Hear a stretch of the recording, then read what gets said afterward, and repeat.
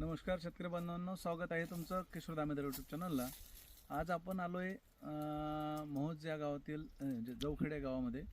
तर हा बाग तुम्ही आधी पाहिलेला आहे, प्रवीण भाऊ झाडे। तर जो की आपण यावर्षी उक्ता 15 लाखाला विकला होता आणि कॅरेट आपण म्हटलं होतं का 1800 कॅरेट निघेल, पण 1600 कॅरेट निघाले।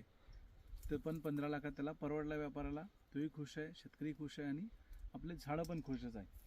आता झाडं खुश म्हणण्यापेक्षा हे बघा, आता तुम्हाला जे दिसते काडी, ही जी काडी पडली आहे, जी वाळली काडी जी झाली, ही 2 वर्ष सलग माल दिल्यामुळं होणं स्वाभाविक होतं।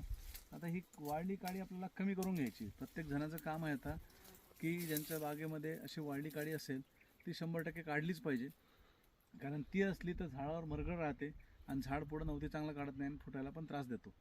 हा झाला एक पॉईंट।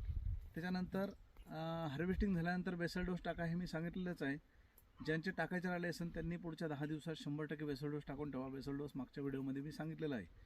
तर बेसल डोस ह्या बागेचा आपला देऊन त्याच्यावर एक पाणी बसलेलं आहे आणि आता दुसरं पाणी आज उद्यामध्ये बसून जाईल।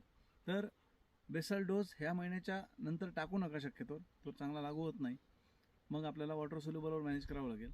आणि तिसरा विषय म्हणजे या बागेमध्ये आपण आता स्टोरेजसाठी जे काम करतोय, तर स्टोरेजसाठी आपण इथे OSAचे स्प्रे घेतले, आता झालेला आहे।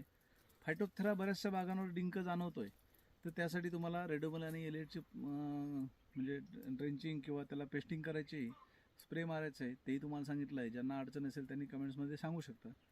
दुसरा, पाणी जे आहे, ज्यांच्याकडे ड्रीप आहे त्यांनी 1 मार्चपासून ड्रिपनीच पाणी सुरू ठेवा, फ्लोचं पाणी बंद करायचं आहे, पाणी कमी कमी देत जायचं आहे। पुढचा पावसाळा कसा होतोय, सध्या विदर्भामध्ये आणि काही भागात मराठवाड्यामध्ये गारा आणि अति पाऊस झालेला आहे। त्या पावसापासून आता जसा पाऊस होतोय तसा तर येऊ द्यायचा आहे। त्याच्यानंतर जर त्याला वाटलं की आपल्याला पाणी भरपूर झालं तर पाणी बंद ठेवायचं आहे। पाणी आपल्याला आता इथून पुढं थोडं थोडं पाणी द्यायचं आहे, जगण्यापुरतंच पाणी द्यायचं आहे। स्टोरेज ते आपोआप होत राहते। बाकी ज्यांच्याकडे स्टोरेजची जास्त अडचण असेल त्यांना आपण ग्लुकोपोटॅश, बूस्ट ग्लुकोपोटॅश आणि सिलिकॉनचे स्प्रे सांगितलेले आहे। 0.35 बूस्ट ग्लुकोपोटॅश, सिलिकॉन, मायक्रोटन ह्याचे स्प्रे आपल्याला अल्टरनेट घेत राहायचे मार्च आणि एप्रिल महिन्यामध्ये, ते पुढे मी व्हिडिओमध्ये सांगणारच आहे।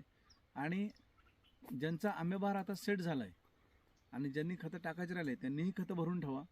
ज्यांचे टाकून झालेले आहे त्यांनी आता सर्वात पहिले जे आंबेबारवाले शेतकरी आहे, ज्यांना आंबेबार आलेला आहे, त्यांनी माईट्सची फवारणी आता पुढील 15 दिवसात 2 फवारणी काढणं खूप गरजेचं आहे।